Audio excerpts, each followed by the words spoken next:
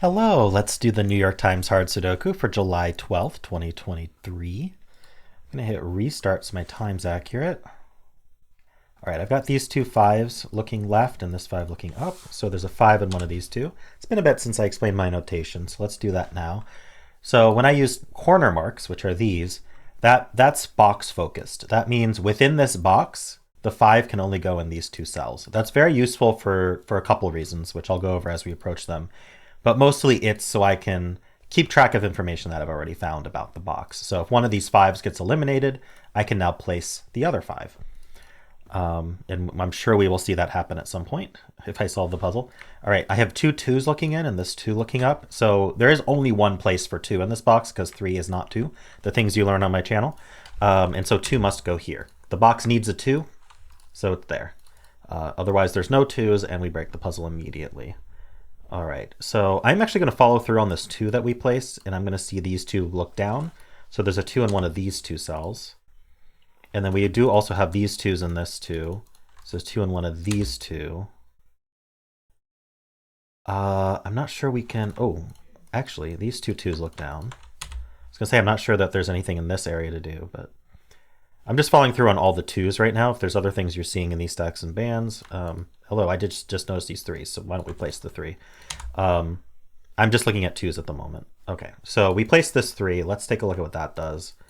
We are jumping around the grid a little bit, but sometimes you can get some low-hanging fruit right at the start, and it makes the rest of the solve much cleaner. So I don't mind doing that. Okay, so now that we've done that, let's go back, and we were scanning this top band here. When I say band, I mean a row of three boxes. A row of three boxes is a band. A column of three boxes is called a stack. All right. This is a box, and this is a cell. Those are the terminologies I consistently use. So I'm sure you will see other terminologies used throughout the internet, but that's what I use. This six looks down. This six looks over. It's not enough. Also, I'm scanning the wrong box, but, well, not wrong, but I'm supposed to be looking up here. I'm just not seeing anything up here. And I'm looking for crossings and finding other things.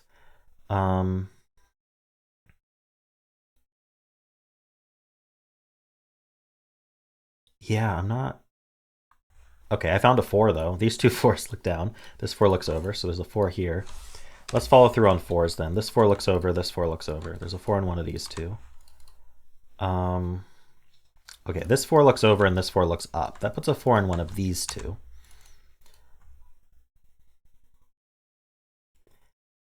Okay, I don't, it feels like there ought to be more to do up here, but I'm not seeing anything. So maybe we'll revisit that, but let's do this band now. So we do have two sevens. There's a seven up here. Oops. Sorry, I don't know how I misscanned that. That was weird. There's a seven down here. And I do have this option on. It's called check pencil marks, and I have conflict checker set to classic Sudoku. Doesn't matter for this puzzle, but check pencil marks will turn a mark red if they're not actually possible by basic Sudoku rules. Which just helps you out a little bit in the puzzle. I find it helpful to keep the solve moving forward and not getting stuck on silly things, but some people prefer not to have that on, and that's perfectly fine as well. Okay, so I don't know that there's anything else to find here, which is surprising. I'm going to look at crossings a little bit. We got the two already. We got the sevens. Four? Is four? Actually, yeah, four is in one of these two. Doesn't really do much yet, but it's good to mark it. Okay, I guess there's not much to see there. That's interesting. With this band, seeing this row completely filled in this box is always something you should be paying attention to. So what you want to do is look for digits like this 8 that are not already placed in the box, because the 8 looking in is going to put the 8 in one of these two. And now that the 8's in one of these two, it joins this 8 and it points right. So this is another reason that we want a corner mark within the box, is for situations like this where givens or crossings have limited it to one row in a way that wasn't caused by like the band or stack that we're looking at, or one column for the stack, right? So 8s are here, which means they aren't here. hopefully that's understandable. But like if I put an 8 anywhere here, ignoring even in a void, if I put an 8 in any of these, because we know 8's down here, it would eliminate both 8's and there'd be nowhere for 8 in the box. And we must have an 8 in the box. So no matter where we put this 8, it can't be over here. And so that's what we call pointing. It's pointing right. And then this 8 also points right because it's given. And this 8's pointing down, right? And this 8 points down. So now that actually allows us to place an 8 in this box. Okay. I'm looking for anything else that's not 3, 4, 6, or 7. Unfortunately, it's just the 1, but the 1 doesn't help because it's not pointing at one of these two rows. But I am noticing that this row only has 4 digits left, and I see that this 4, or you can see that this 4 is taking 4 out of these two, or you can just see that we've marked 4s over here.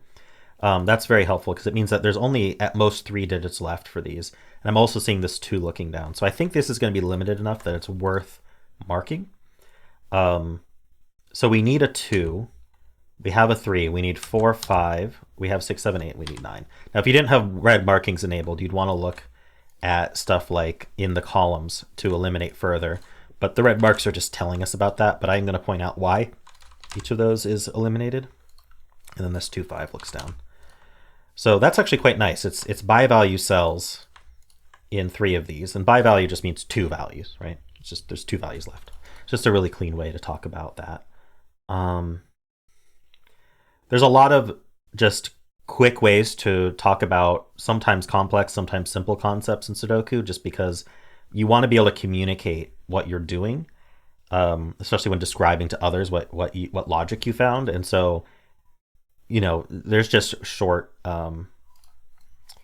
nomenclature for that. So like a by value cell is just an easier thing to talk about than a cell that's limited to 2 values, like every single time.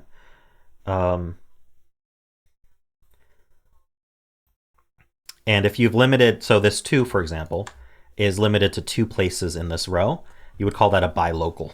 It's bilocal to the row, in case you want that term. It's a good term. Let's see. Okay, I don't know that there's anything else to find in these rows at the moment. Actually, I found 8s. Oh no, there's already an 8 here. Never mind. I did not find 8s. No, I don't think there's anything else. So we're going to look vertically now. We're going to look at stacks. So we do have these 2 7s. Those look up. So there's a 7 in one of these 2. We got the 4s already.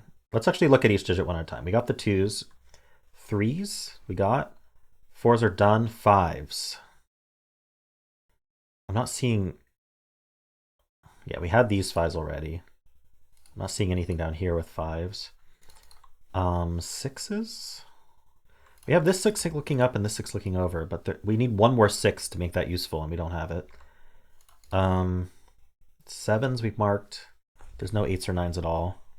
All right, we're going to move on to the next stack. The only thing I see with 1s is this, but it's nothing. Like we need another 1 to make that useful. The 2s are marked. I'm not. Oh, actually, I am seeing something with 3s. Actually, this is a very nice thing with 3s. So this is a crossing on 3s. We have this 3 looking up, this 3 looking over, and this 2 and 5 are conveniently filled, which are not 3s.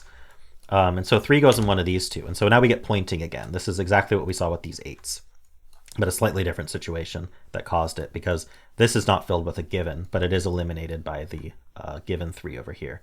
So where does 3 go in this column? Only up here, right? If it went anywhere else, we'd have nowhere for 3 in this box. So again, these 3s point down, and then this 3 points up because it's given in the column already. And so the 3 must be over here somewhere, and we're going to corner mark that.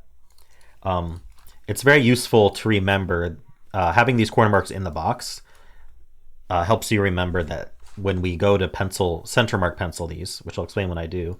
Actually, I should have explained it when I did it here. But when we go to center pencil mark these, we want to exclude the 3, even though normally we wouldn't have.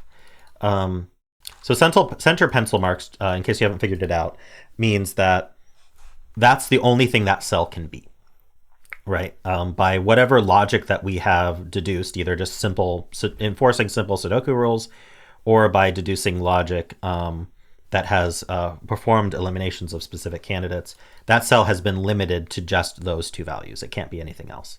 So the corner marks are box centric and the center marks are cell centric. That's how I always do it. unless I state otherwise, which is rare in classic Sudoku. Okay, so we got the threes. Fives don't look like they do much. It's a little bit interesting here that they're here, but I'm just going to look at fives in this row real quick because it sort of signals to me that there's nothing here. I don't actually see anything, but it's always good to take a look when you go, this has sort of eliminated a value that this row needs from a cell that kind of feels like it's, I don't know, a peephole or something. Like there's sort of some geometry to that because there may be five, like let's say there was a five already placed down here, right? There's a five placed down here. These couldn't be five. And then this five would eliminate it from the rest of this box for that row. And so then five would end up over here. And that would be very useful because it would actually eliminate that five and give us this nine. But unfortunately, there isn't a five down here. So that's all moot. But that's the kind of thing that you want to be scanning for as well when you see things like that. You can also scan things like this, where we have twos corner marked here, right? So we know down here, the two is only here. And so you might want to look at this row and say, what else can be twos? In this case, it's these three cells, which is actually fairly limited given how open this row is, but it doesn't do anything. But that's the kind of thing you want to be on the lookout for at all times while you're doing normal scanning stuff. You can catch something that otherwise would be quite difficult to find. Anyway, I was on fives, but I didn't see anything with that. We have eights, so we have these eights looking in, but that's not good enough. We need one more eight. And then the 9 I don't think is doing anything. Okay, so we're going to go back. We're going to go to this stack. This is the last of what I call basic scanning. It's what I always do at the start of a puzzle just to get the easy low-hanging fruit, right? So ones are interesting because we do have these ones looking in. So one's in one of these two. I'm going to mark that.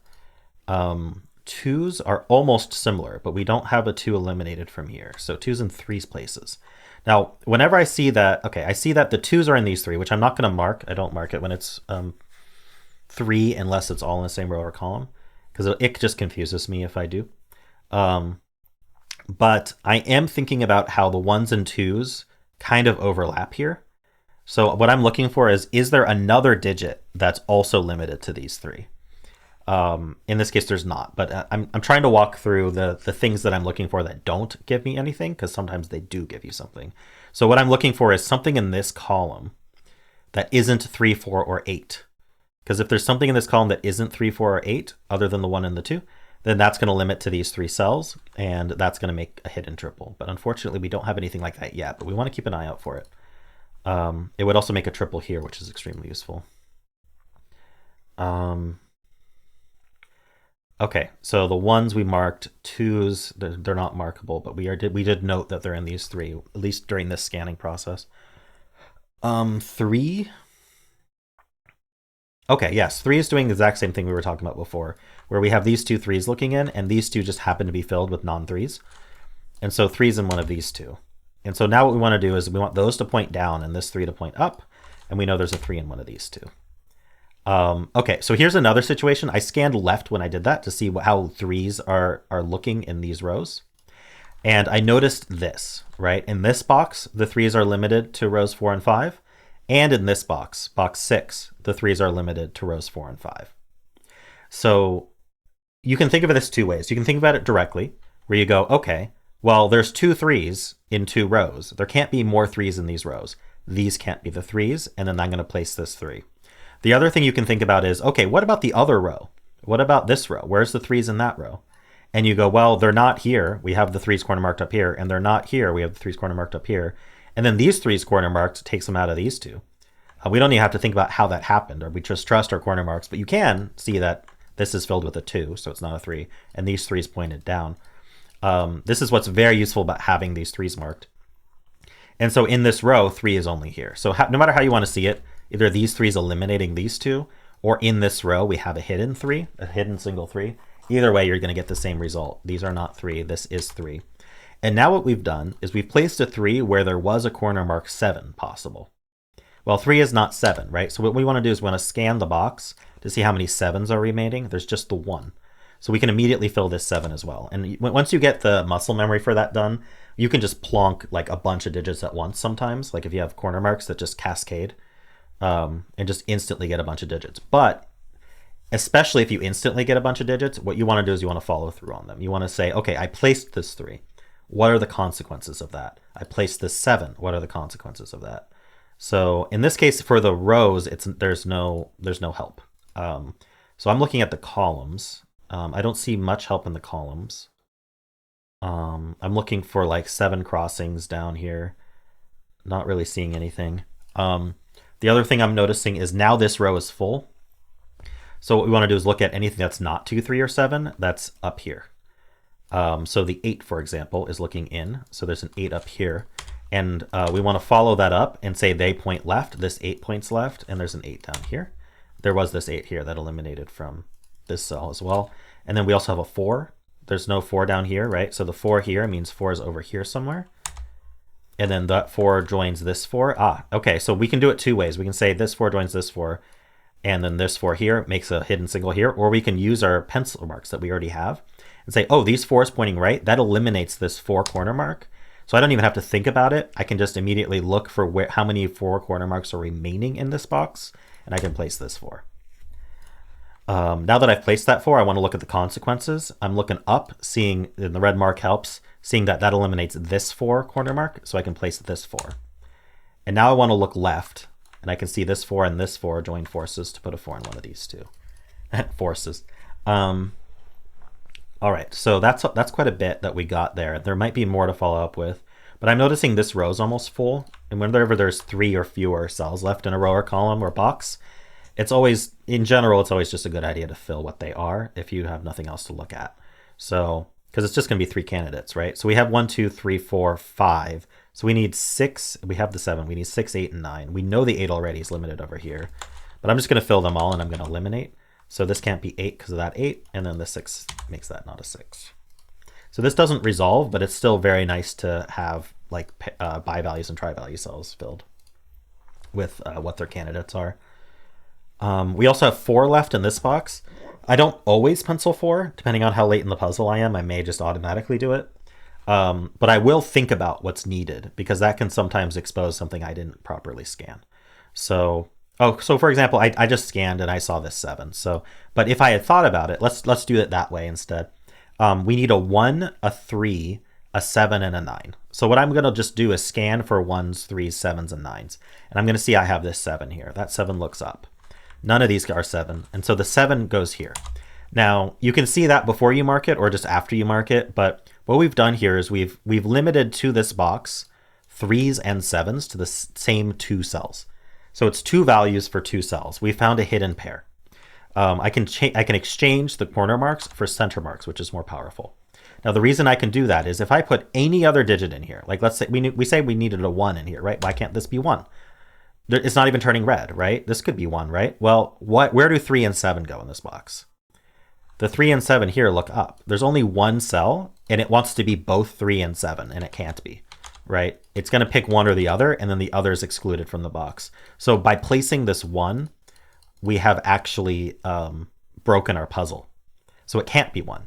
And that's going to be true of anything other than 3s and 7s in these 2 cells. So we're going to put a 3-7 hidden pair there. We don't need the corner marks anymore. Center marks are generally more powerful than corner marks. And that leaves these 2, which are going to be also center mark pairs.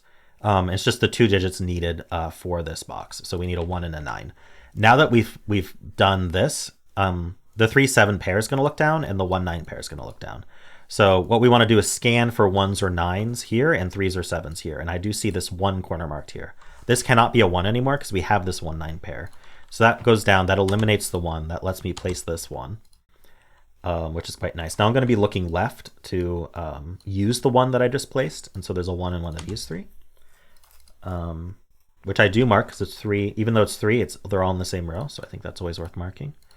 And then here I can see that because we have this 3-7 pair and then all these givens, there's only 3 open cells. So if you consider the 3-7 pair as, quote unquote filled, or rather, mostly known, it might be a better way to put that. That does mean that we only have 3 cells left in this column.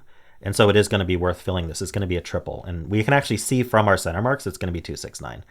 I only trust the center marks if I have red markings on. If I don't have red markings on, I might not have cleaned it up properly, so I would rescan. But in this case, I can trust 269, and it saves me a little bit of time. Unfortunately, it can be all of 2, 6, or 9, so it doesn't help immediately, but it will help later. Okay, so what else are we doing in this puzzle? So we I don't even know if we finished scanning vertically. Let's scan this vertically a little bit more because we did get the 3, 7 and the 1, 9. Yeah, this just has a pair left because of the 1, 9. I know that 2 is one of them because there's a 2 corner mark sitting right there and it's not red. So we are going to need 2. And then we have the 1. We have 3, 4. We are going to need a 5. And I'm scanning left. I'm not seeing any 5s, so this is just going to be a 2, 5 pair sitting there. But now I see this 2, 5 marked. I see it joins this 2, 9 and 5, 9. This is a triple. Some people may not understand, but not realize that you can have a naked triple where you don't have 3 values filled in every cell.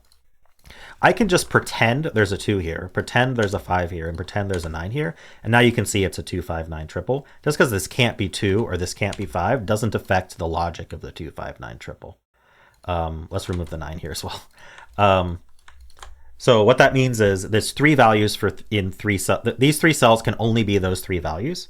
And if I were to not allow one of these cells to be, so I guess if I were to allow any of these 2 cells to be 2, 5, or 9, then it would break this triple, right? If I put a 2 here, I mean, ignore all the red that's popping up here. If I put a 2 here, then I now have 5 and 9 for 3 cells. One of these cells is going to end up empty completely. We're not going to be able to finish the box or the row or whatever. So that eliminates 2, 5, and 9 from these 2 cells. That's the logic there. Even though it's, some may say, well, it's not exactly 2, 5, 9 in L3. It doesn't matter. It's 3 cells that can only contain exactly 3 digits. In this case, 2, 5, and 9. So they must go in those cells. So this is 6 and 7 remaining. And I'm just scanning left real quick to see if those are resolved. They don't seem to be. But that 6, 7 pair is going to look up, and it's going to eliminate 6 and 7 from up here. What's interesting to me is, one, that does make a triple here. This is going to be 3, 5, 9. I immediately know that because I have a 3 pencil marked here and I have a 5, 9 here. So we might as well just fill 3, 5, 9. But it also tells me, hey, look for 6s in this box. And actually, I do see that 6 is limited to these 2. So I'm just going to mark that as well. Okay. So that was quite a lot that we just got there. I would have done that much faster had I not been explaining it, of course. But I am trying to do a deep dive today into the logical explanations. I think I'm getting more new viewers to these puzzles, so I don't want to leave anyone behind. My goal is to be instructive, not impressive. All right. So what are we doing now?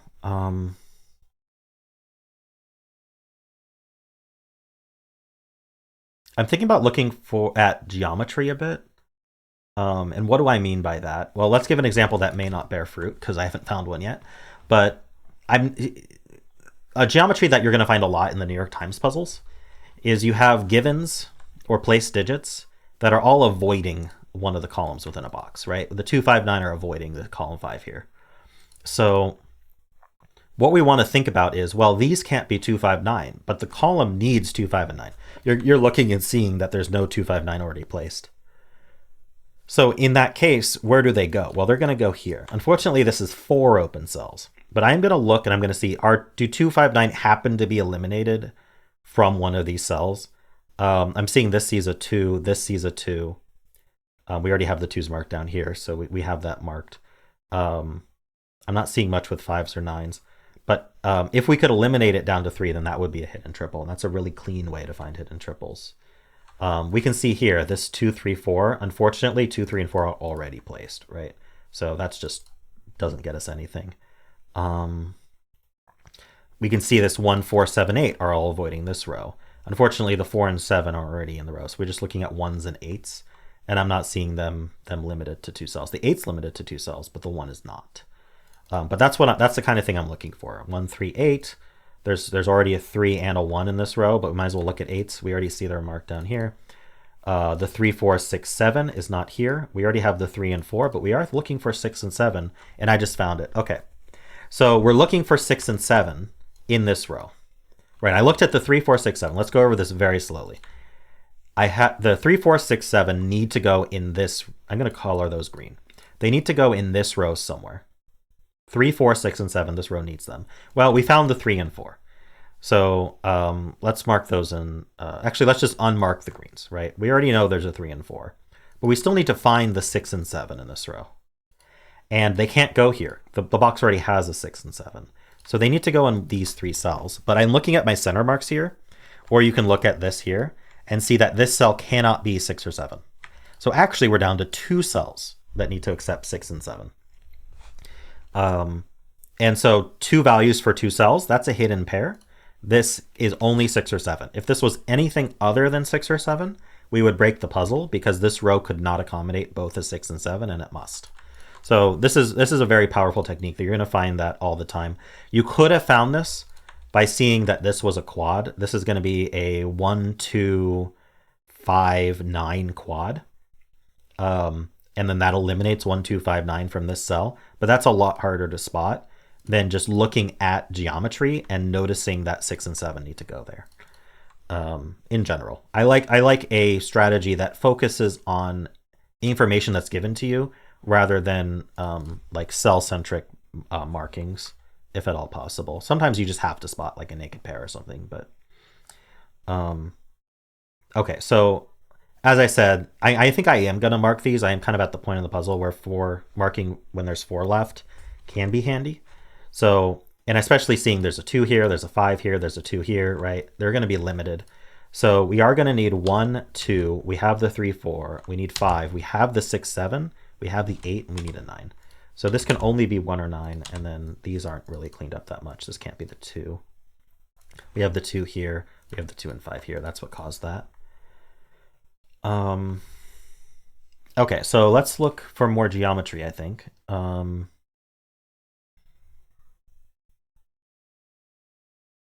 I'm just looking at each box and seeing if there's stuff like this that might be helpful.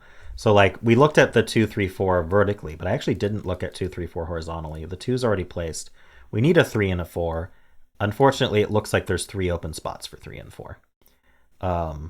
This 3 does eliminate from here, but it doesn't help enough. The 4 is eliminated from here.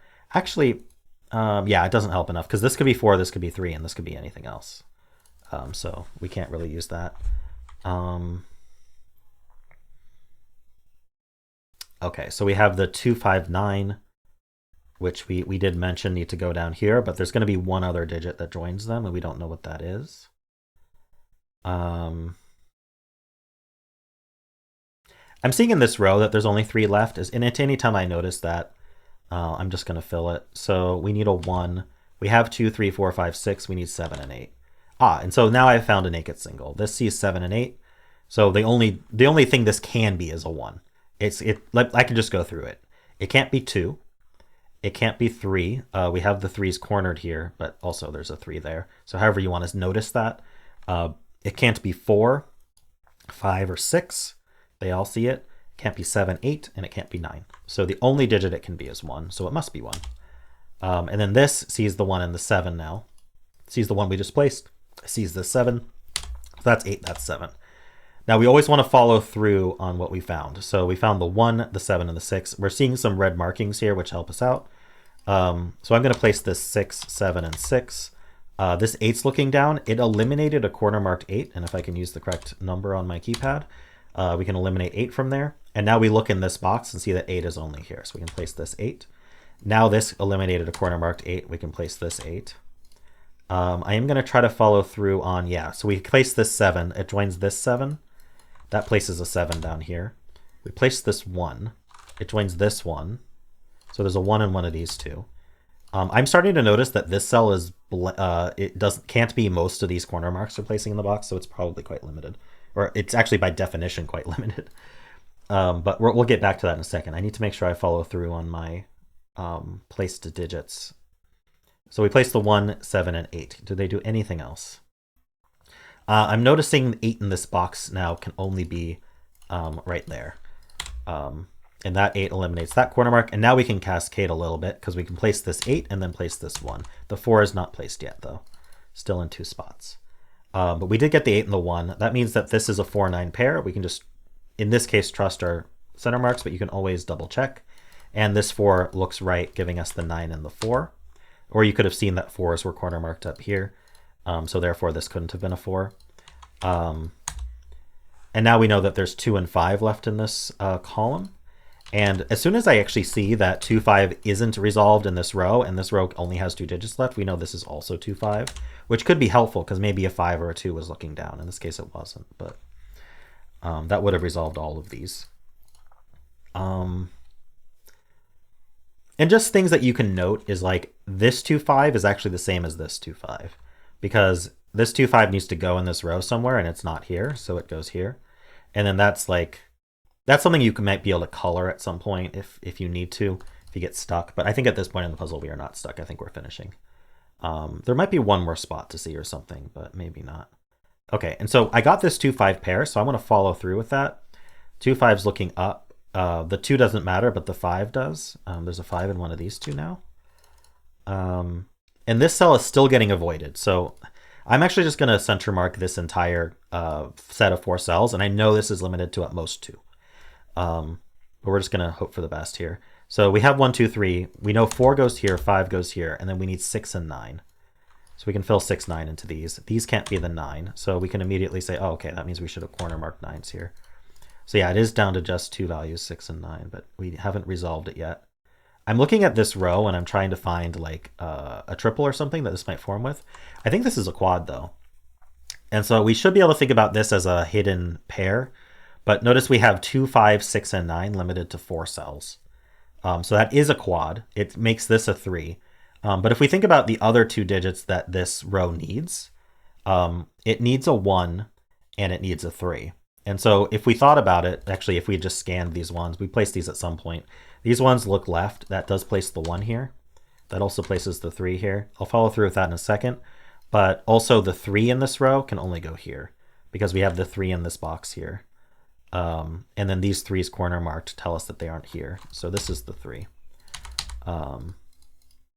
Okay, and so now this 1 looks down. That makes this a 9. That took a 1 corner mark, but there's still 2 available.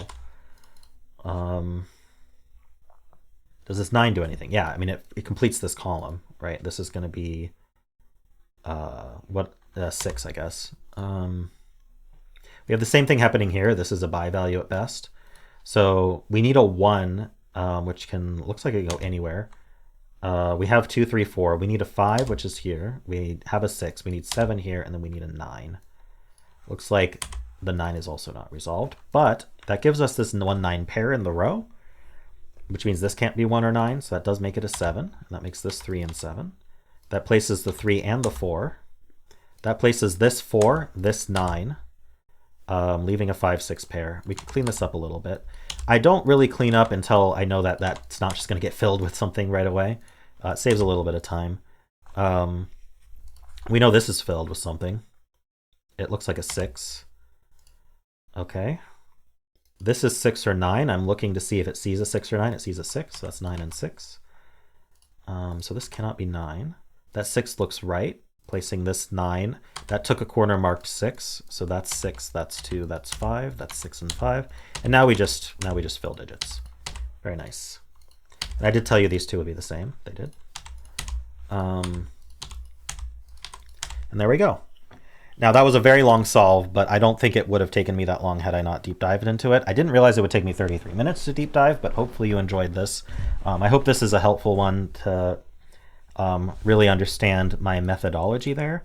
It did allow me to solve it pretty cleanly. I don't think I really missed much, other than just delaying some logic so that I could explain it properly. But yeah, hope you enjoyed this. Usually my solves are not 33 minutes long. I'm not planning on deep diving into every little thing every time, but I think every once in a while it's a good idea for me to go back to the essentials and not assume that everyone has watched every video of this series. So I hope you enjoyed this deep dive. I always get comments saying that it's fine and that you enjoy the refresher even if you already know it. So hopefully that's the case. And of course, if you did enjoy this, then why not leave a like, subscribe, and a kind comment below.